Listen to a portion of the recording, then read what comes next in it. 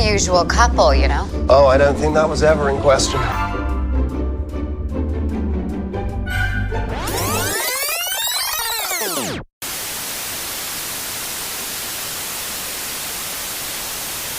Doing to see Wanda. Wanda. Hello and welcome back to the Infinity Saga and Beyond, where we're recapping WandaVision Episode 4, and I have with me today Casey McGeorge. How is it going, everybody? Good, and my name is Jordan Wiegand. Totally forgot to say that. That's all right. It's I'm your just so podcast. excited. They should I'm know just so who you excited. are. That's true. I'm just so excited to get to you, Casey, because I want to be able to talk some WandaVision here. I'm not sure how I'm talking right now because my brain melted a few days ago, and I'm not sure. Like, we will get to everything because there's a ton to go through. Yes, and I have notes here. But first, like always, just got to shout out the episode title. We interrupt this program, which is another just totally great use of titles here for this episode. Written by Bobak, Esfarjani, and McDonnell. And something I learned about McDonnell as well by listening to other podcasts is she's actually writing Captain Marvel too. So she wrote the last episode and she wrote this one. It's directed by Shakman, and it premiered January 29th, 2021 on Disney+. Quick synopsis, and then we'll go over the initial thoughts here. Monica Rambeau, tasked with a special assignment regarding sentient weapons, goes missing. What was your initial thought? I like the turn that this episode took. The first 3 episodes, obviously, we were concentrated on Wanda and Vision. The show is obviously named WandaVision. It's about their adventures, I guess. But we had all these questions in the first 3 episodes. And this episode fed us so much more and answered some of those questions while giving us more questions to start to wonder about. But I think it was a good break. We every episode was kind of themed after a decade, and we were wondering like how they were going to do it because there was only like 3 or 4 decades left. So we were thinking maybe there was going to be like a first half of one, like a first half of the 80s, second half of the 80s or something like that. We couldn't figure it out. And this is kind of a good way to break that monotony, but give us more of like, hey, we know you have questions. We know you're wondering what's going on and all this other stuff. Here's a little teaser of what's going on. And hopefully this will get you hooked in more. And it did.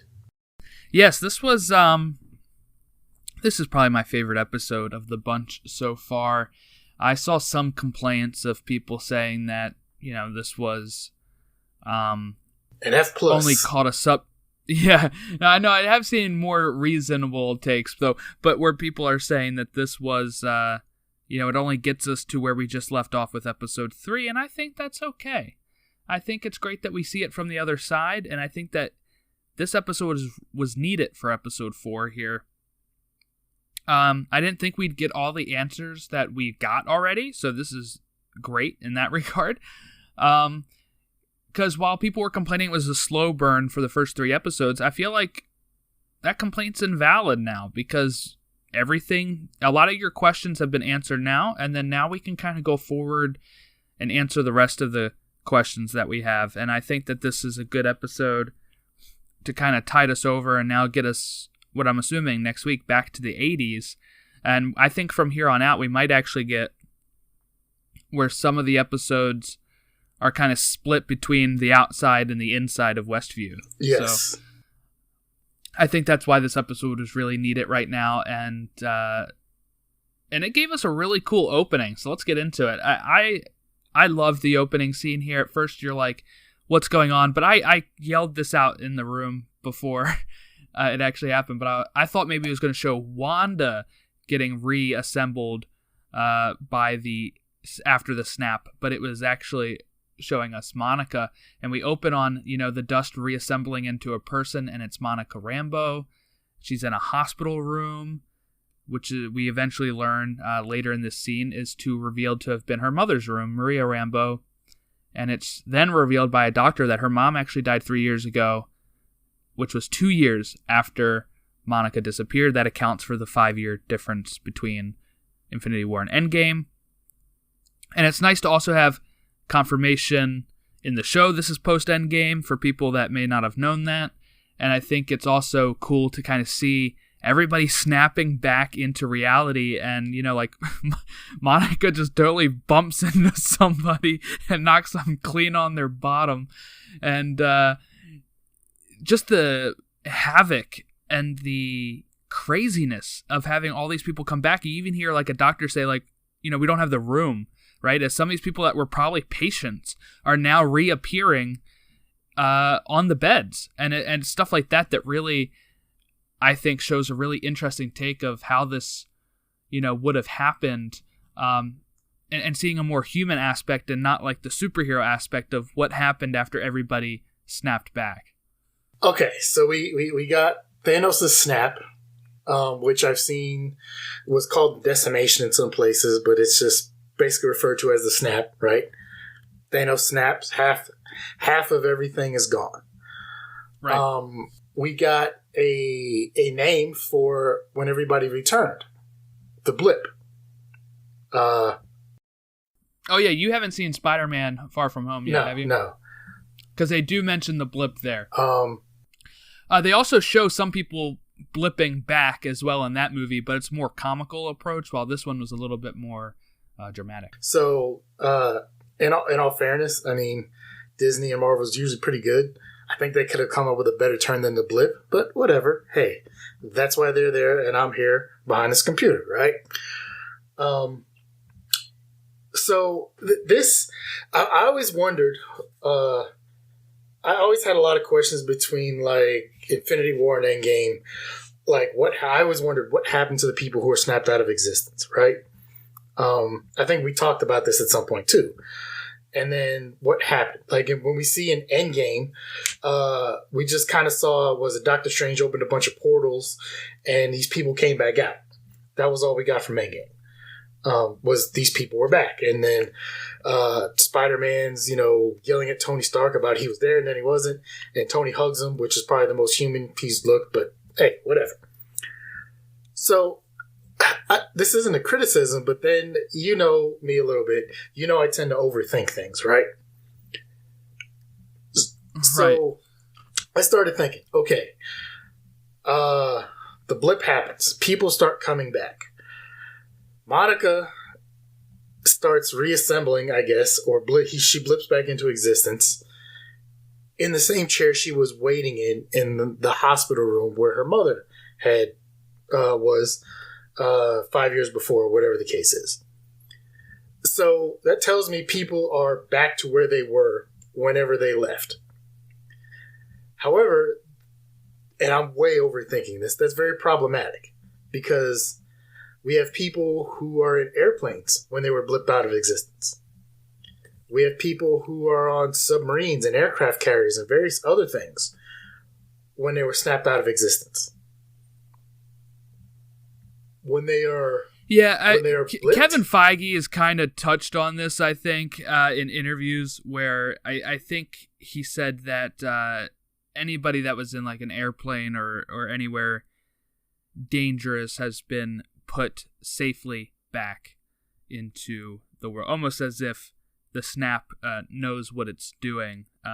Again, we haven't really seen that anywhere here. I guess you could even say maybe it's not the position of the Earth they're in, but let's say they were on a plane and maybe that plane is now landed somewhere else. Maybe they reappear on the same plane, but safely, that, you know, isn't like they're not just going to fall out of the air. What would have happened if someone was sitting in that chair where Monica Rambeau was? You know, I think back to Time Cop. It would have been right on top of her. And this isn't the same thing, but if you remember the movie Time Cop, before Jean-Claude Van Damme starts traveling through time, one of the things they tell him is the same space, the same matter cannot occupy the same space at the same time. Now, granted, it's not Monica Rambeau sitting in the chair when she blips back into existence, but if someone's sitting in that chair, like, does she plop in on top of him? Is there a mixture? Have you ever seen the Cloverfield Paradox? I have not seen that Cloverfield film. I've seen the original Cloverfield, but I have not seen Paradox. Well, they're actually making another one that's a sequel I saw that's actually not found footage, but it's supposed to take place after the original events of Cloverfield I just read. But anyway, I'm really excited about that, by the way. So, like, in there, something happened. It was a weird paradox or wormholes or something. I don't know. And some dude ended up, like, in the middle of pipes and things. Because that's when he came back into existence or whatever, and there was pipes. It was really weird. But so that's just what I'm thinking. Like, what happens if, you know? And once again, I'm just way overthinking these things. I know, but these are the things that occupy my mind when I see some of this stuff. Like, what about the dude who's in a submarine who's like 20,000 leagues under the sea? Does he just pop back in that submarine, or does he just pop back in 20,000 leagues under the sea? Sucks for him. I don't know. I did some quick research during this, so I guess this was explained during Spider-Man. I found out, and this was kind of explained somewhat with Monica Rambeau. To them, no time has passed. They don't know what happened. Like, Monica thought maybe she just dozed off, but everyone else has aged 5 years, and like the world has gone on 5 years. I read somewhere like some people had to repeat grades and everything, and like they were part of the way through a school year, they had to repeat the school year. It caused all kinds of havoc, census taking wise, and then just administratively because, like, I was born in 1978, right? So was it 2020? So let's say 2015, I was snapped out of existence. I was 37 years old. I come back now, I'm 42, but I'm actually only 37 years old. But I was born in 19. Right. So now there's administrative stuff. It gets just all weird. And they do touch on this in Spider-Man as well, especially when it comes to kids, because they could have become 21. So they have to have like special licenses that show that they were one of the snapped away people. So that way they know they're not actually 21 and can't get like alcohol. That's just weird. And I went through this wormhole last night of looking through all this stuff.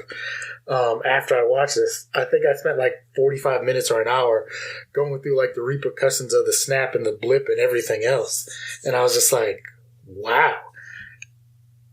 The people behind Marvel are great because not only did they just come up with the snap and the blip, they went deep into it of like, okay, what would really happen during all this? And well, they can't think of every scenario. They work through a lot of these different scenarios and put in the canon like, hey, this is what would have happened if half of all living existence was gone. And like, can you imagine being in the room trying to come up with these things? That would be so much fun. There's actually a bit too, I think, in Spider-Man where they talk about, like Aunt May ends up reappearing in her apartment, but now somebody else is living there, and it's just like the awkwardness of that, like. So who gets the apartment now? Right, exactly. There's so many things that you're like, how does this work?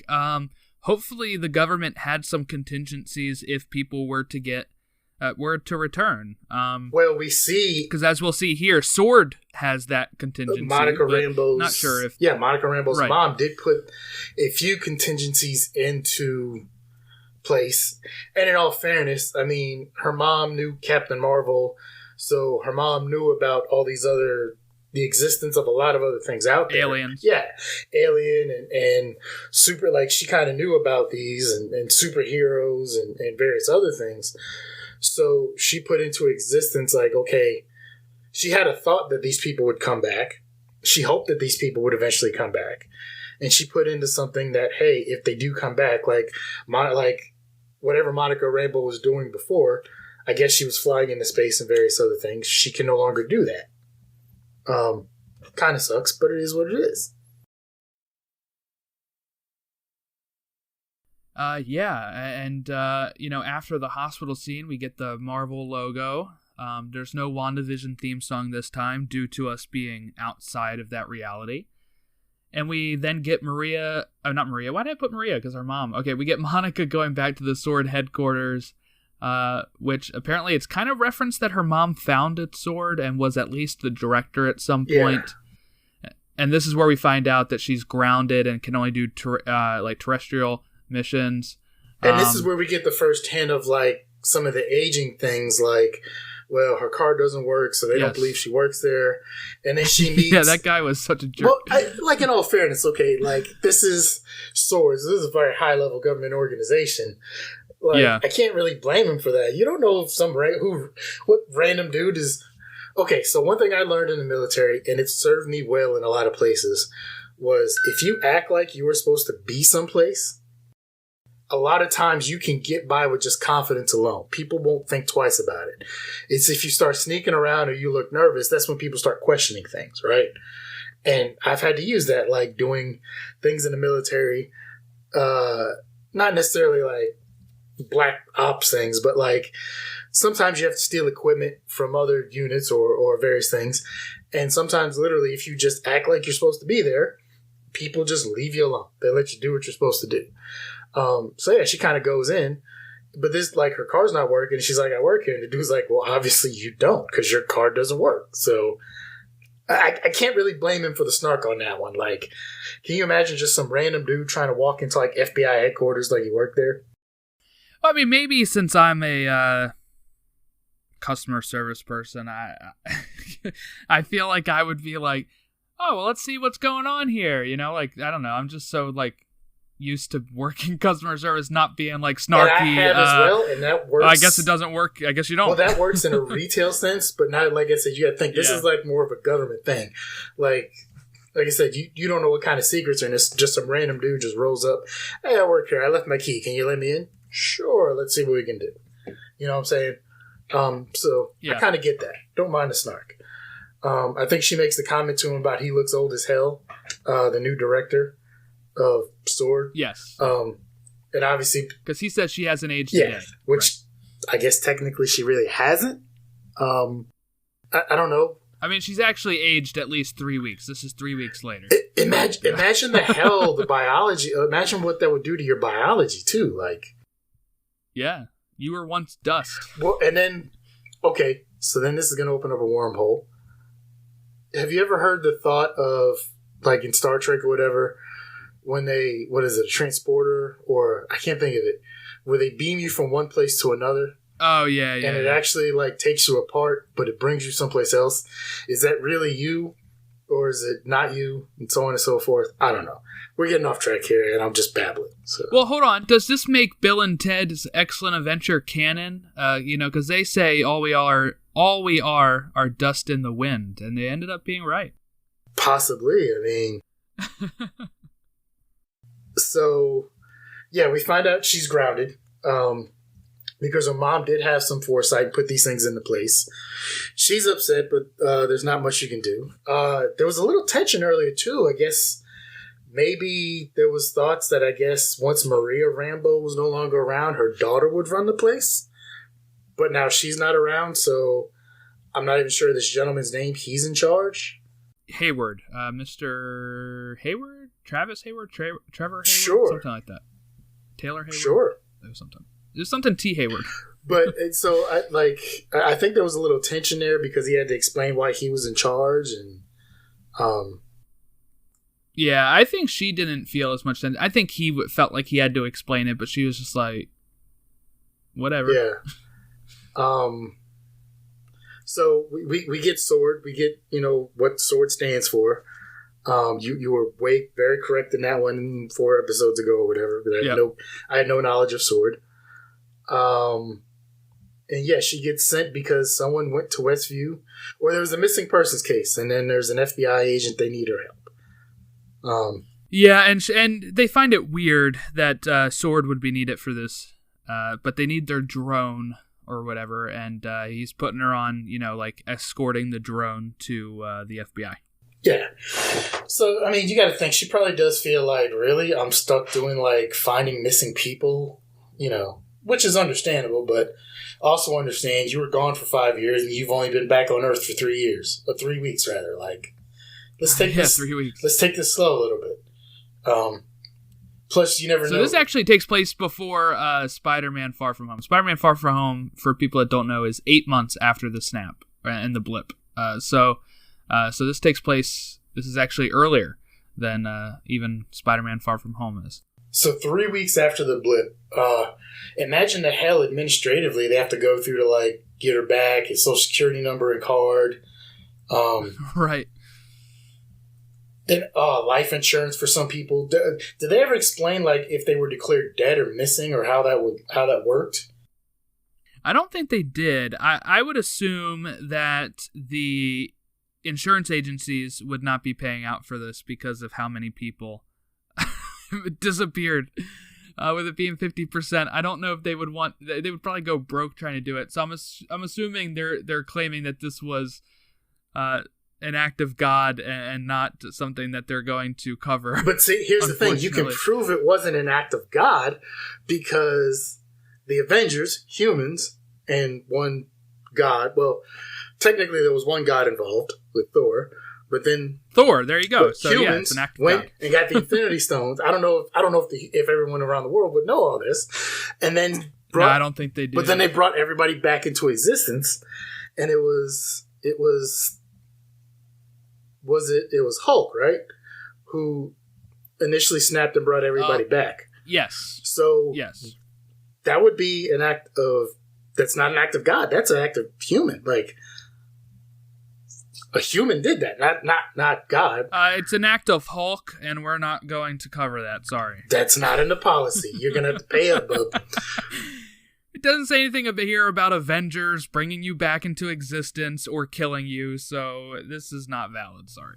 But it doesn't say it's not covered. So, like, you're paying. This would be a nightmare for insurance agencies. Just all kinds of things, man. Like, I literally, like, for about an hour and a half last night, landlords. I started wondering about all this. Like, if somebody, like, landlords is one thing because you're renting and leasing. What if you actually owned a house, then it's declared vacant or whatever, someone else buys the property, right? Right. What happens then? Like, you see what I'm saying? Like, what happens if you own the home? Yeah. Or you weren't done paying? Like, see, I don't know. Just, man. We'll never know. I don't think they'll go that much in detail after this. So we get her arriving to Westview, New Jersey. We find out Westview's a real place. Or and is we meet Agent Jimmy Woo of the FBI. Like I said before, he is somebody that is in Ant-Man and the Wasp. I like this. I like Jimmy Woo. Jimmy Woo is awesome. He is good. If you liked him in this, and if you have not seen Ant-Man and the Wasp, he's great in that movie. No, I gotta check out. I gotta check out all the remaining movies. I haven't seen the Ant-Man series yet either. But I will say with his intro here, right? This little Easter egg before we get to the Easter eggs, how he pulls the card out of his sleeve like a magic trick. He's been practicing that for like 5 years because in Ant-Man and the Wasp, he sees Paul Rudd's character, Scott Lang, do a magic trick, and he really wants to know how to do it. And you see him later in his office, like practicing magic. So 5 years later, he nails it, and I like that little moment because it's not like something that stands out, but it's like character development and a callback of, okay, he's been working on this, he got it. And if you don't know, if you haven't seen Ant-Man and the Wasp, it's still natural where you have no idea that that's anything. If you have seen it, you know it's a little reference. Just the little pieces of the Marvel Cinematic Universe. Okay, I saw that. Once again, haven't seen Ant-Man or Ant-Man and the Wasp. I knew that was. I figured there was something behind that, but I never even bothered to look that one up. But I was like, because that's a really odd thing for an FBI agent to do, to bust out his business card, right? Yeah. So I was like, okay, there's something behind this. I just don't know what it is. And honestly, I don't feel like I said, my brain was so confused and melted at this point. And then it just got even worse. I was like, I completely forgot about the magic trick, but I was like, there's something behind that. I just don't know. We find, so he brings Monica over to the our local sheriff, so local police. Mm-hmm. He's like, hey, just repeat what you said. No, Westview doesn't exist. Wait, what do you mean? Doesn't exist. And where are you from? Eastview. So now, like, literally going back a couple episodes, the gears in my brain just like Vision had gum in them, and I just stopped because I was like, wait a minute. They're saying this place doesn't exist, but we're looking at a town with a sign that says a population of so many people, 3,900 or whatever. It's there. We can see it. We've seen the inside of it. We know there's stuff going on in there, but the town doesn't exist.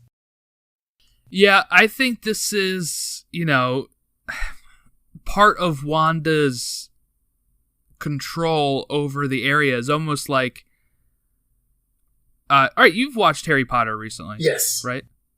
Okay. There's like a spell around the castle of Harry Potter. I'm not sure if they really touch on it in the movies, but in the books they do. And it's like, if a random person was to stumble upon it, they would not see Hogwarts Castle there. So I feel like it's almost like that with the sheriff. Kind of worried about that. Yes, the sign's there, but they don't see it. And they don't even see the sign, and they're like taught to like not even recognize it because of some sort of spell. It's almost like that she's put on the area or something. Well, so that also kind of always made me wonder about Wakanda.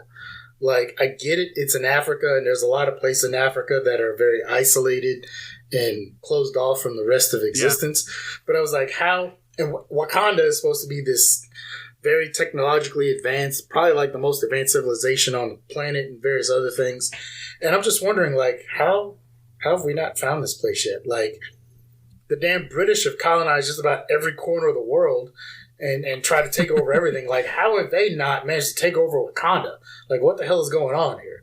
But don't know. Before we got to the sheriff, though, Jimmy Woo says that, he lost somebody that was in witness protection. I'm not sure if we really still get who that is yet, but, and when he was asking known associates, they couldn't even remember him. So I do think it is something that this affects just like it affected the sheriff. Almost anybody that knew about Westview no longer knows about them because of some sort of magic, I guess, that Wanda is using.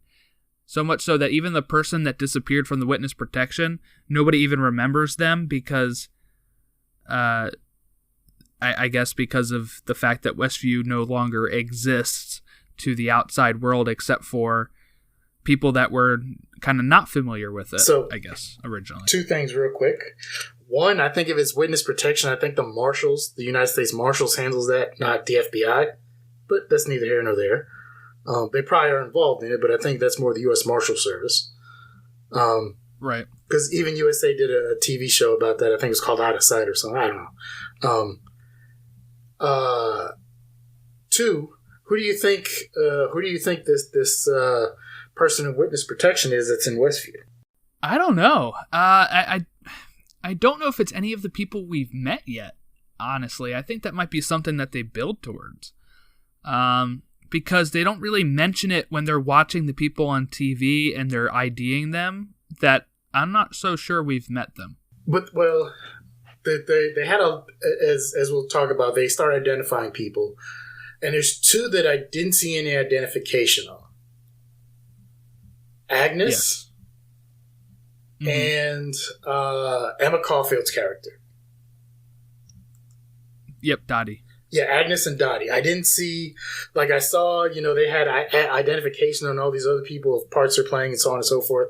Maybe I missed it because there was a lot going on those boards, as we'll get to. But I didn't see anything on those two. So maybe it's one of them? It could be. Or... the fact that they don't have any IDs linked to them or haven't been able to recognize them, maybe they're not actually Westview citizens, or, maybe, like we said, Agnes is some sort of Agatha Harkness character that is like an old witch that they can't ID right now. Maybe that proves that they're not the same, like maybe Dottie and Agnes are, not as tied to the town as some of the other people are, because there's been times where we've kind of see Agnes have her own agency, where some of the characters haven't. Who knows? I think there's still a question of, do these people know that they are trapped or not? We kind of got the reference from, Herb and Agnes last week that he was going to say we're all trapped. but she makes them not say it. But it seems like maybe some of them know, but some of them maybe don't. Yeah, what's his name? Dottie's husband, who made who kind of broke the fourth wall there, whether it was intentional or not, last week. And we also had the doctor who said that he could not leave, like the town is hard to escape. Yeah. So it does seem like maybe some of these people know. I'm just not sure how ever present it is in their minds, or if it's just sometimes they remember and sometimes they snap back into this sitcom. So we get the drone, and then eventually they explain why the drone looks different than the drone we see later. Yes. Fantastic work on the writers on this. I mean, that's not something I would think of, But yeah, so Monica ends up sending a drone in that crosses some sort of shield or force field and disappears. And then Monica reaches in. Wu is trying to stop her, and next thing you know, she gets sucked in. Bam, she's gone. Yep. So I guess all hell breaks loose because now you got just about every organization, every government organization in the world outside of Westview setting up, trying to figure out what's going on. Who do you think makes that? Yeah, and just 24 hours later, we get, Darcy. But go ahead. Who do you think makes that call? Because you had the FBI, a sword agent gets sucked in. Like, how do you even explain that to somebody? Which, okay, in our existence now, it might be difficult to explain. I guess when they've had the snap and the blip in the Avengers, it's not that hard to explain to some people since they do have... And the Battle of New York, yeah. Since they do have knowledge of these things, right? So it's not that difficult to explain, really, but... yeah, you get SWORD and the FBI and the military and all these agencies, set up shop outside of Westview, and they're trying to get in there and figure out. And then, like you said, we get Darcy, who's played by, I can't think of her name. Kat Dennings, who I love. Great comedic actor. She is fantastic. I need to watch the series. I've been watching clips of Two Broke Girls on YouTube and just realized how funny the show actually was. Yeah, I never really watched that. But I do know her from, the Thor films and other stuff she's been in. She's been in tons of other stuff I can't think of right now. But, I knew who she was even before Two Broke Girls. I just don't remember what she was in. So in my internet trolling in the last day or so, someone did an interview with Kat Dennings, or she was on a podcast, and she talked about how secretive it is, how the kind of secrecy that goes through in the Marvel auditioning process, right? So she's going for an audition, right? She doesn't even know what the project is, she says. She just finds out whatever. So she's like, they give her an address. So she goes to this address, and then she goes somewhere, and then she has to sign a bunch of papers. She still doesn't know where it is, but then there's nobody at the address.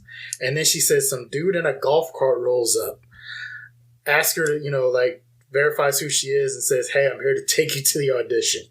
She thinks this is some sort of, weird kidnapping thing, and, she's going to die. She said all she told was it was a superhero thing. So she doesn't know how to dress. She doesn't know what she's auditioning for. Is she auditioning to be a superhero? Is she auditioning to be a sidekick? Does she need to dress sexy? Does she need to dress conservative? Because Marvel gives, no information about it. She does her audition. She gets, no information back until she finds out she gets the part. And then everything is kind of laid out to her. That's interesting. That's, quite the way that they handle it. I did see that she's in 40-Year-Old Virgin. I forgot about that. She is? Yeah, she's the daughter of the love interest for Steve Carell. And she's actually also, she was in a show, here's a funny connection. She was in a show called Raising Dad in on the WB in 2001 to 2002, which starred Bob Saget, Kat Dennings, and a younger Brie Larson, who becomes Captain Marvel. So a little MCU connection. Was she like 12 at that time or something? Jeez. Let's see. She was born in 86, so she was about 15.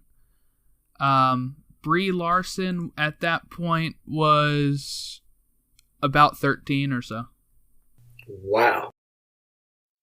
So, they don't, I guess they get told on the back of the truck not to talk to each other, but someone's got to break the ice. So she finds out what different people do. So she's kind of trying to put together what's going on.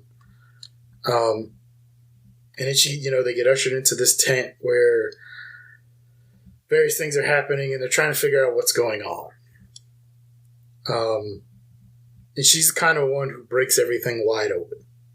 Oh, yeah. She realizes, one, that there's some sort of radiation, and she pulls up this machinery that kind of starts showing old images of Wanda, it looks like, and that's when she asks for a TV.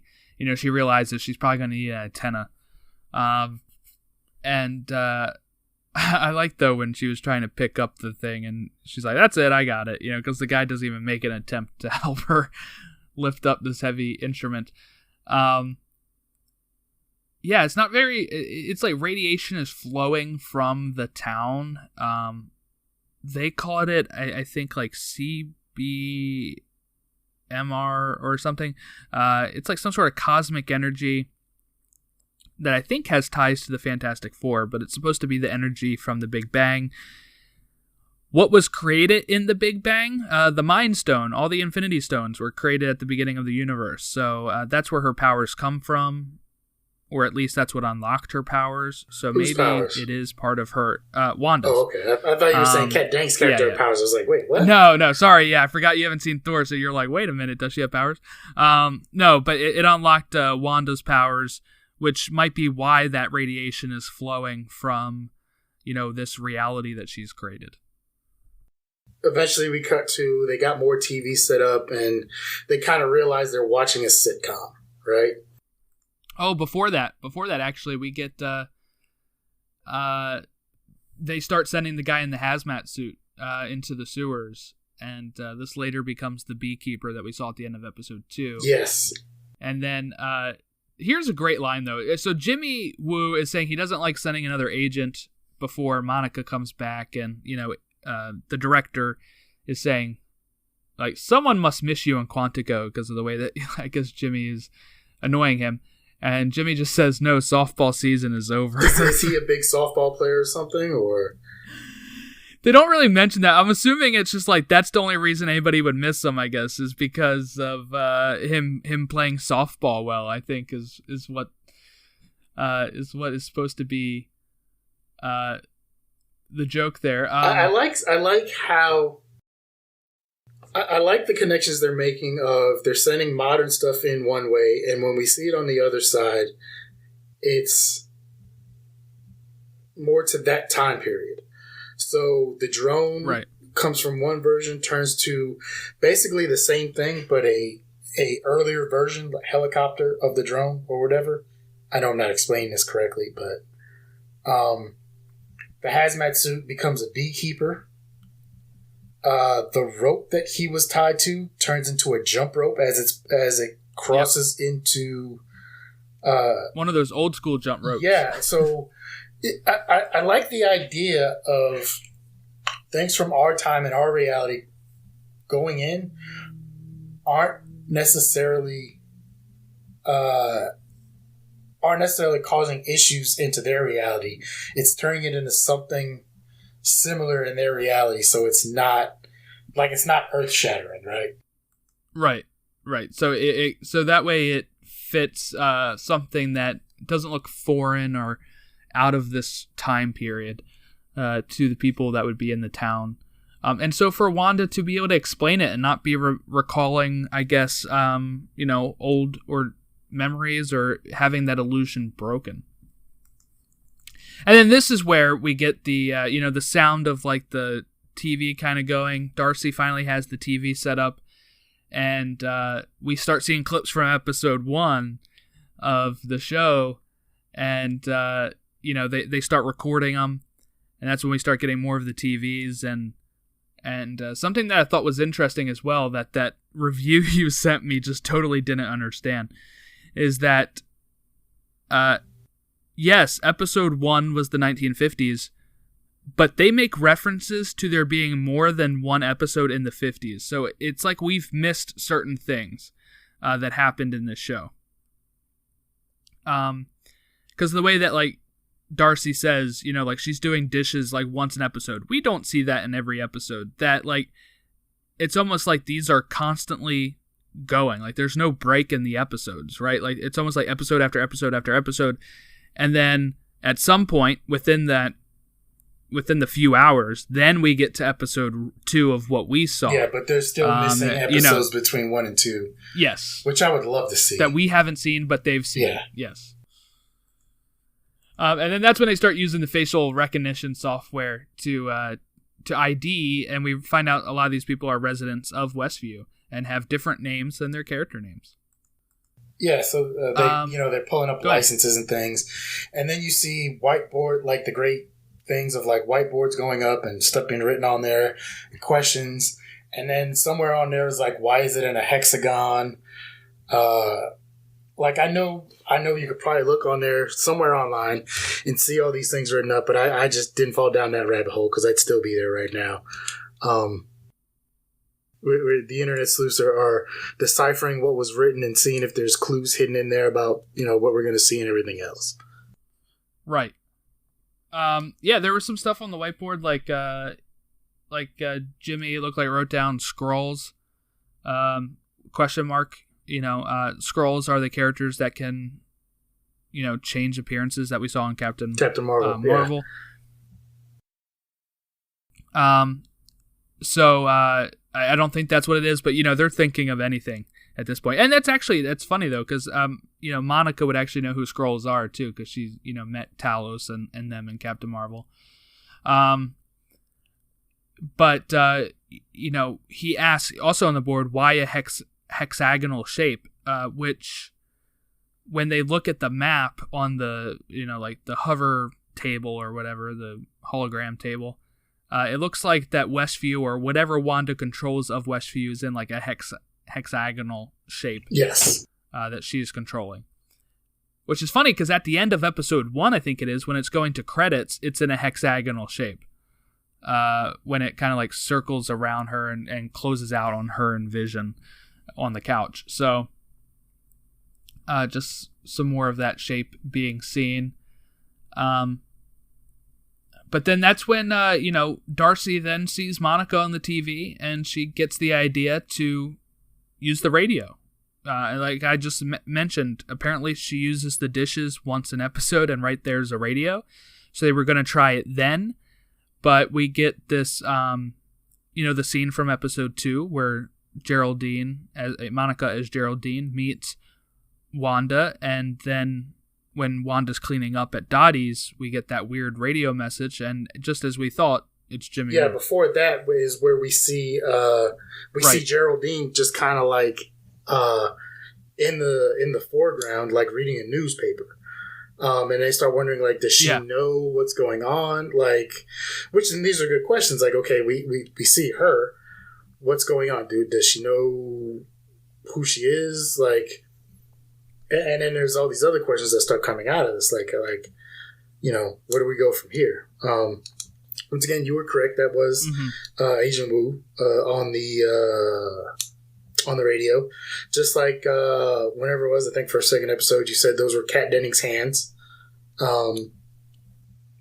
At the where it was peeking in, watching the TV. You were definitely correct on that one. Yeah, and that's what I thought was cool, is that I'm getting all these answers and confirmations like 4 episodes in, which is only our 3rd week because of the double episodes in week 1, that, I really felt like it went by fast. I know these episodes are short and some people don't like that, but I think that, I'd rather them just be able to tell all the story they need to tell than, extend it to make it too long. Yeah, and then we just get like filler episodes of, right. Wanda and Vision learning how to do grocery shopping, or random Right. random other stuff, to fill like an 18 or 22 episode arc, to get to the end of the season, instead of just, hey, this is the story we want to tell. Let's okay, we got 8 episodes or whatever to do it. Let's figure it out how to do it in this amount of time. Right. And this is when, also before Jimmy talks on the radio, this is when we get the picture that an agent brings over of the red and gold helicopter drone. And then, he says, "Why did you colorize it?" And they say, "We didn't." So that's where we're starting to get the they're starting to understand too that things are, changing to maybe fit.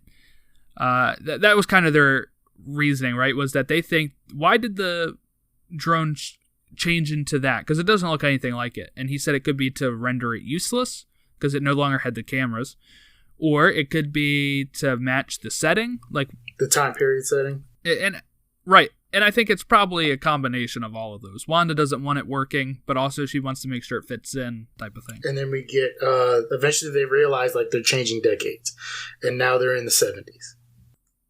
Yes. Yep. And we get to episode 3 of the show. And Kat Dennings' character is now invested.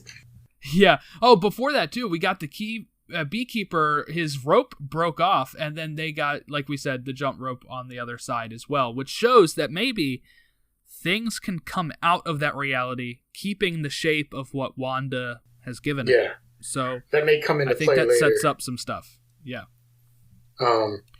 But yeah, Wanda is pregnant. I like when Jimmy says, "I can't believe she's pregnant," and Darcy's trying to give him some of the chips and ask if he wants any, and he thinks she means the kids, and he's like, "Yeah, little Jimmy Woo," and then he's like, "Oh, you meant the chips." In all fairness, like I thought that was a question she was asking too. Like, but do you want any kids?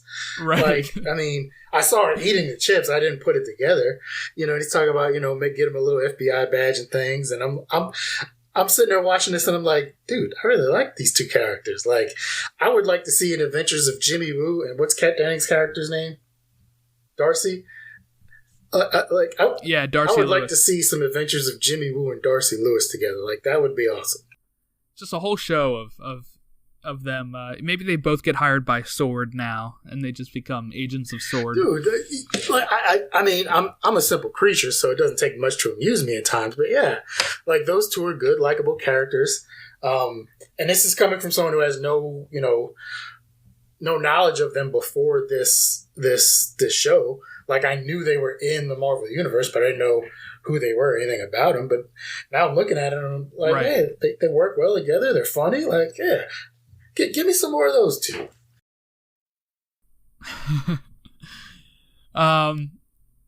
This we then get the continuation of, well, at first we kind of just, the scene skips to the scene just right off skips to them sitting on the couch with the credits, and they're like, wait, what did we just miss? Right? Before this, so going back to the beekeeper, we get where Wanda said no when time rewound, right? Like, we saw that happen. So what happened to the beekeeper? Well, the guy in the hazmat suit who became the beekeeper. Was he forced out? Does he no longer exist? Was he blit? Like, so some people think that, and to be honest, he kind of does look like it. I went back and looked at this, because what I saw somebody say is that in the opening of the 1970s episode 3, in the opening credits, there's somebody handing ice cream to Vision, and to be honest, he does look a lot like that guy.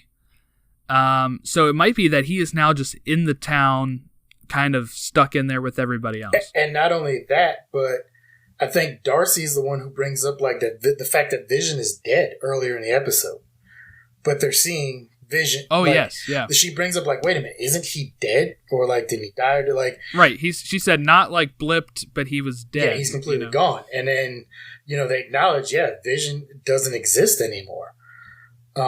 So now they're wondering, like, wait a minute, which now throws more questions to them, like, wait a minute, what is going on here? Because is this an alternate reality? Is this in Wanda's head? Because Vision doesn't exist anymore, but we're watching him interact with Wanda and these other townspeople. Yes. Yeah, and I think there's, I have some ideas on that we're about to see here as well. But yeah, then it just kind of like, it's just, Monica and Wanda, and then it just kind of cuts to them on the couch, right? And she's gone, and they're like, wait a minute, what happened? And they're trying to like rewind it on the TV to see if it was some sort of, or on the computer that they're recording on to see if it's some sort of glitch, I guess, but nothing's there anymore. And then Wanda doesn't want him to see what happened. Yeah. Right. And now we see, I love when stuff does this though, but I love the screen going from the 4:3 aspect ratio of the TV and then widening out to the 16:9 ratio and getting kind of a normal cinematic look at this scene that we had seen bits and pieces of last week, but we get to see the final form of this scene where, she's like, well, why'd you say Ultron, stuff like that, and we get we even got like, Agent Wu and Darcy bringing up, wait a minute, did she just bring up Ultron's name? Like, so now that like they're yeah, has that ever happened? Have they ever made references to our outside reality? Yeah, right. So now they're like I said, they're seeing and they're trying to figure out how this is connecting everything, because as far as they knew before, this was its own separate entity that didn't exist or didn't have anything to do with the outside world or their time and their reality, and now it does, because Monica brings up, like we talked about last week, that her brother Pietro was killed by Ultron. And then we see angry Wanda. Yes. And she asked how she would know Ultron, and she's like, I'm just your neighbor. And she's like, well, you wouldn't have known Ultron. You are not my friend, and you are not my neighbor. And just blast her through the wall. And it's Elizabeth Olsen is a fantastic actress because the emotion she conveys as I'm watching this is like, if you know who she is and you know the power that she holds, it is frightening beyond a level of belief. Like, because like pretty much like there's no coming back from what just happened.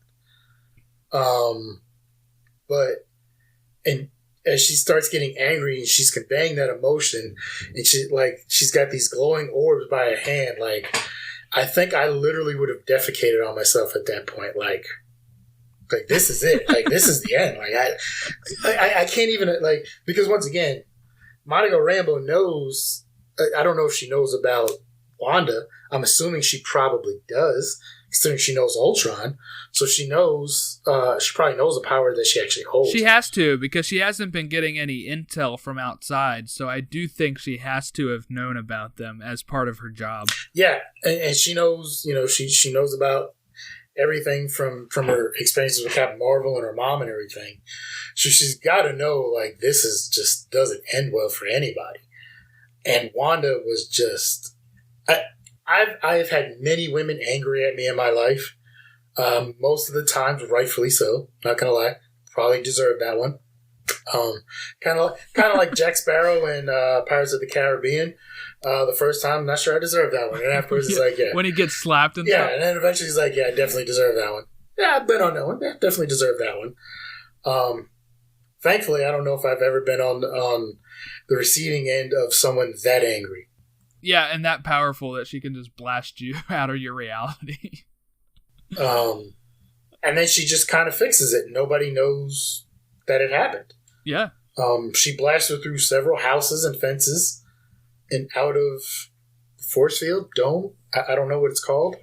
I'm kind of getting vibes of like the Simpsons movie of the dome around Springfield, but I know that's not it. Yeah. She heals it back up, and then that's when we see Vision come back in with the ending of last week where, she had to go home, and they're holding their children. I love that he's in the background the whole time without you getting a clear look until we get to see that look of Vision being all gray, like when Thanos killed him, and he's still got the hole in his head. And Wanda sees it. And that leaves the question, right, because Wanda sees it and she scares herself with it, and then she kind of fixes it, right? But did she bring Vision's corpse here to Westview, and is she reanimating it? Or is it like she got the memory because of that talk with Monica about all the bad things that happened, that she saw Vision, who may not actually really be there. Things are starting, like the memory starting to come back. What she last saw. Yeah. Yes, like that, yeah. I don't know, but that was another frightening thing too, because, like, once again, I knew Vision wasn't alive. It was brought up in this episode, and we talked about it before, that, you know, Vision was actually killed at the end of Infinity War. And now we see, like, yeah, Vision's, I don't even know, because he's not human, so I don't even know if it'd be a corpse, but his shell, his remnants, and a big gray head with a hole in the middle of it, like... Yeah, it's not really a corpse, I guess, but it's almost like almost like a dummy, you know, like a lifeless shell of a man. Yeah, I don't know. Robot. But, Vision tells her, hey, if you don't want to stay here, we can leave. And Wanda's like, no, this is our home. We're staying. And not just that, I think when she first says, no, we can't, it's because she thinks that he probably can't leave this force field. But I think with the jump rope coming back out of it, and Monica being forced out of there in her 70s clothes, she's not coming back through in her officer uniform. Yeah. I think that maybe he could leave. And I think that means the kids could leave too, and she could have this world outside of there. I guess we don't know, and probably won't know until the last episode. But if he leaves, what kind of condition is he going to be in?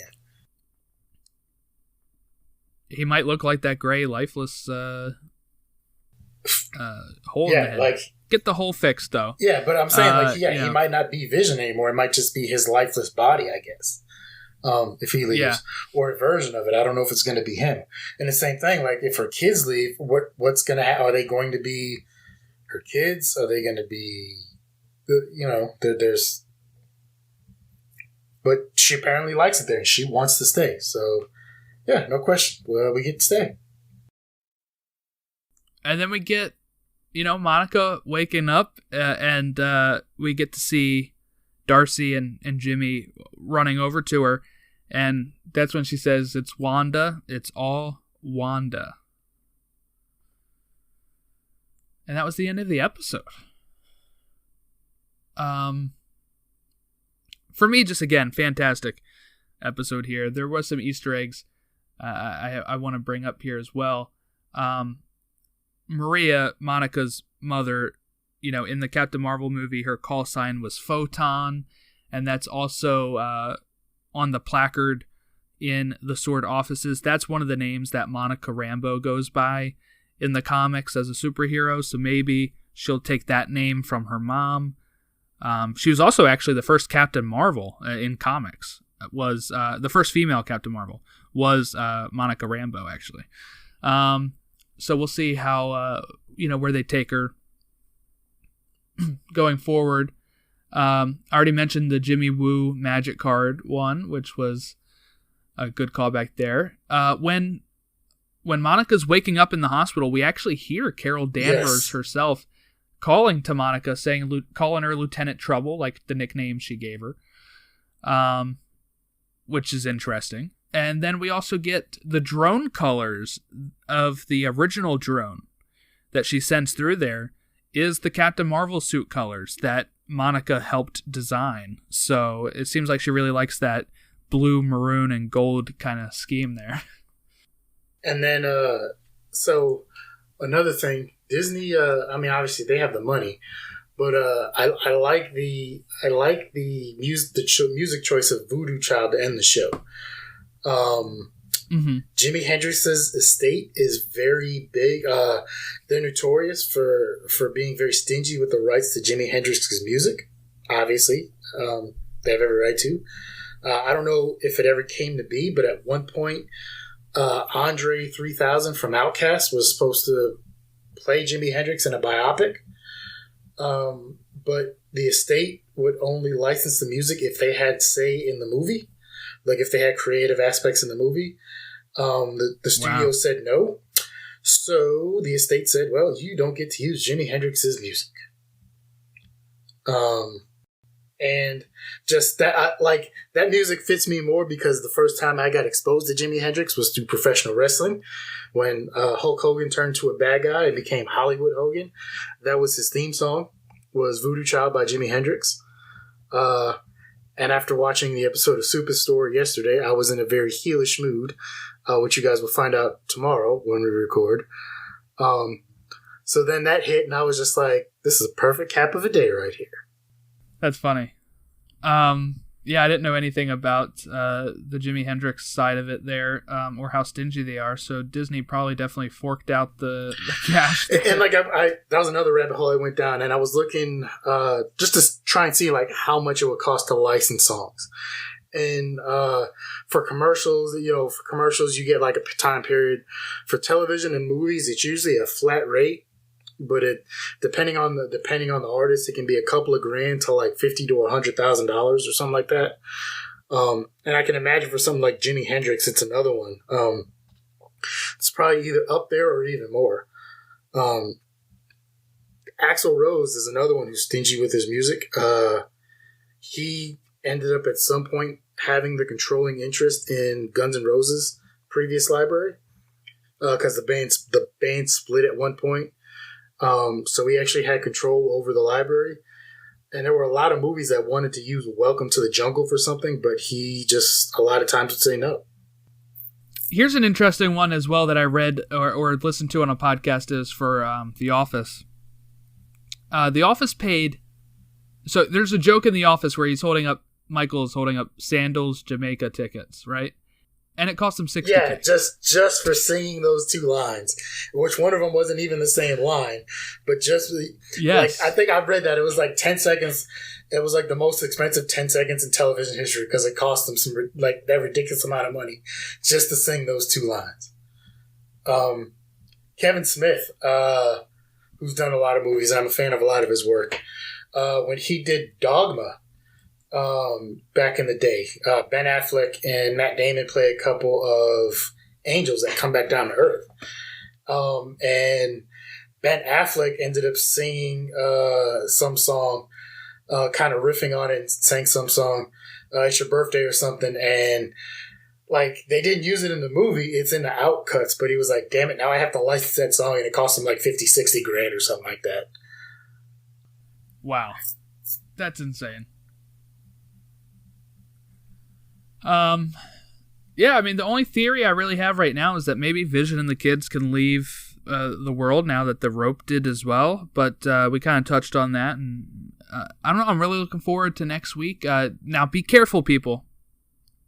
Be careful, because there have been some leaked scenes making its rounds around the internet from episodes 5 and 6. Somehow, somebody got a hold of these and shared some scenes and descriptions, so just be careful out there. I haven't seen anything except for confirmation of one character that I kind of figured. But so two things. One, I'm definitely not going to look up spoilers on that. Two, I'm pretty sure Mickey's police force will come after that person with the fury of 1,000 suns. And three, it just hit me, the song choice of Voodoo Child while Vision and Wanda are holding their two children. That couldn't have, obviously that wasn't by accident, but like it just hit me the significance of the title Voodoo Child, and then, the two children are there. That probably doesn't mean a lot to a bunch of people, but it literally just hit me like 10 seconds ago. I was like, oh man. Yeah, I'd say most things are not by accident in this show, so I would think that that is not either. I'm just looking forward for this, continuing this ride of the show. We're almost halfway through the show at, 4 out of 9 I don't want it to end. Episodes. I don't want it to end. Me neither. It's so good. I'm going to rewatch the show a lot, I think, though, because like the first few, one, it's short. Like you're not committing, like 50-minute episodes, right, so far. And two, it's just so good. And three, it's like the first 3 episodes are so sitcom-based that you can just turn it on and have a good time with them and not worry about, all of the drama if you just want to watch a lighthearted show when you're getting ready for bed or something. Not only that, but So I like I said, I won't seek out spoilers for the next couple episodes, and I haven't come across them. But I know a while back, like when they talked about how most of the episodes will follow a decade, and someone had put a screen cap together of Wanda in all of these decades. The 50s, 60s, right from the trailers, yeah. And as I was watching it, I was amazed at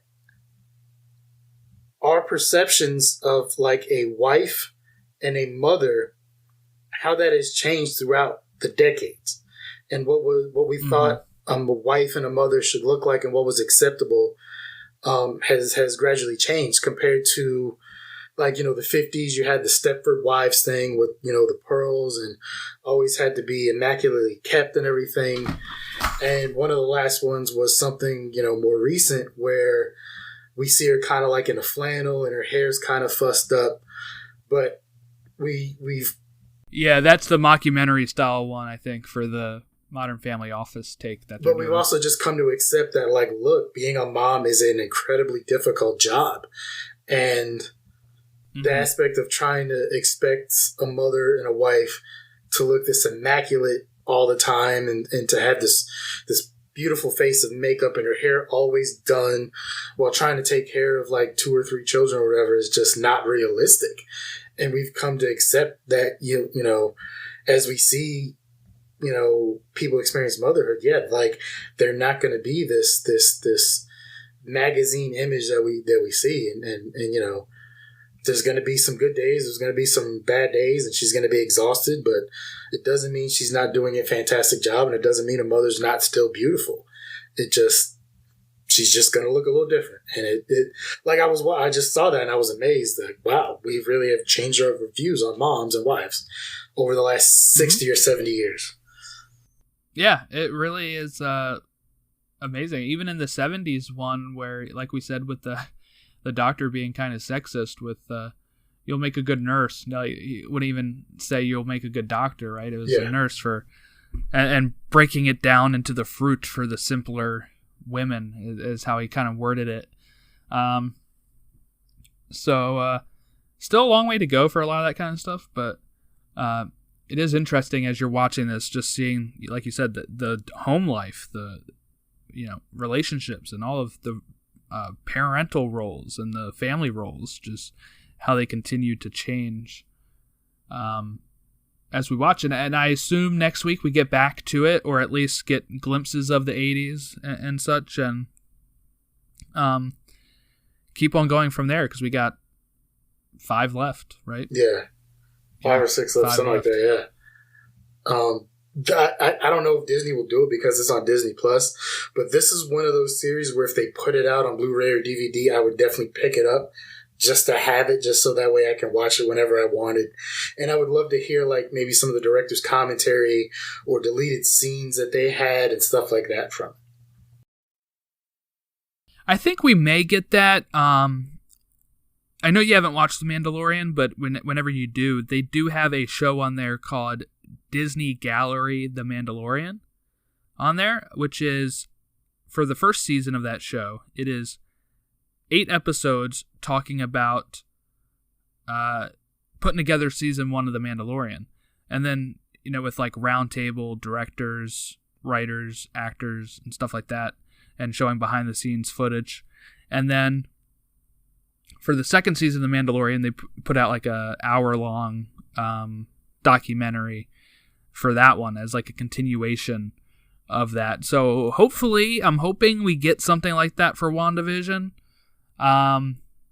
because it's called Disney Gallery and then : The Mandalorian. So they could release a Disney Gallery : WandaVision or Falcon and the Winter Soldier. All these shows that they have, because it's very cheap stuff to put out. It's like roundtables. Yeah. You've already got all the footage and behind the scenes footage that you already covered. Yeah, that you already. You already have it. You just have to cut it up and figure out what you want and need, and go from there.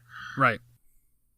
But yeah, that about wraps us up. If you want to contact us, email us at marvelplusrecaps@gmail.com, on Twitter at @2infinitysaga. It's TO Infinity Saga. Facebook.com/Infinity Saga Beyond. And I'll also put the link tree in there as well. thank you everybody for listening. This has been such a good run so far, and just looking forward to Fridays for the rest of the next 5 weeks. Yes. Thanks for listening. We'll catch you next time.